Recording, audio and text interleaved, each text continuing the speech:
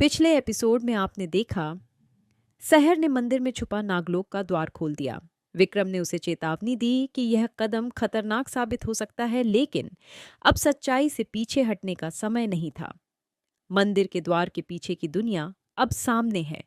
क्या सहर नागलोक की इस रहस्यमयी दुनिया को समझ पाएगी?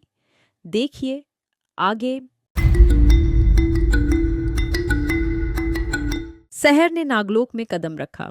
ये जगह जितनी खूबसूरत थी, उतनी ही रहस्यमयी और डरावनी भी।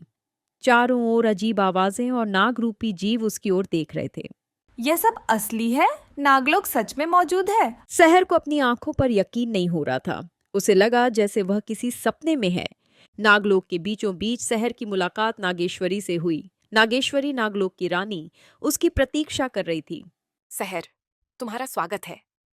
मुझे पता था कि तुम एक दिन यहाँ आओगी। आप मुझे जानती हैं?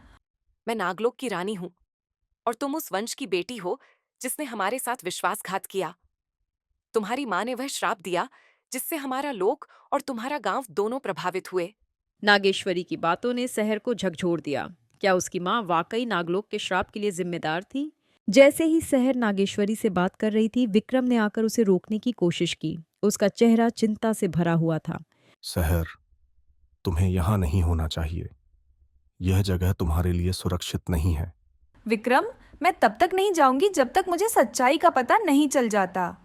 तुम्हें सच्चाई जानने का पूरा अधिकार है, लेकिन इस सच्चाई की कीमत चुकानी पड़ेगी।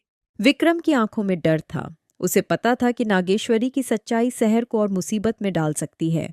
नागेश्वरी ने सहर को श्राप की सच्चाई दिखाई। उसने बताया कि कैसे उसकी माँ ने नागलोक की पवित्र चीज चुराई थी। तुम्हारी माँ ने हमारे विश्वास को तोड़ा।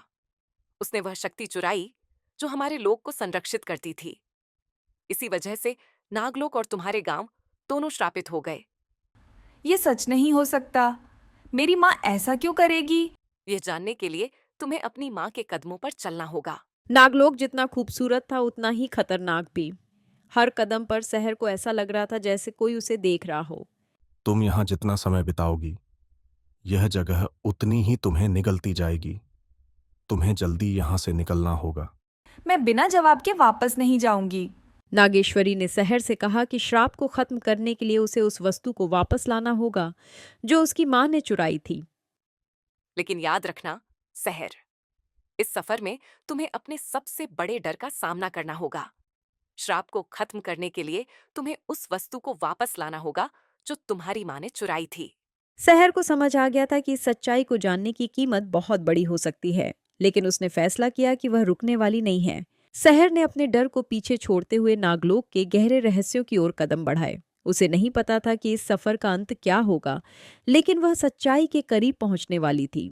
अगले एपिसोड में देखिए सहर का नागलोक के खतरों से सामना।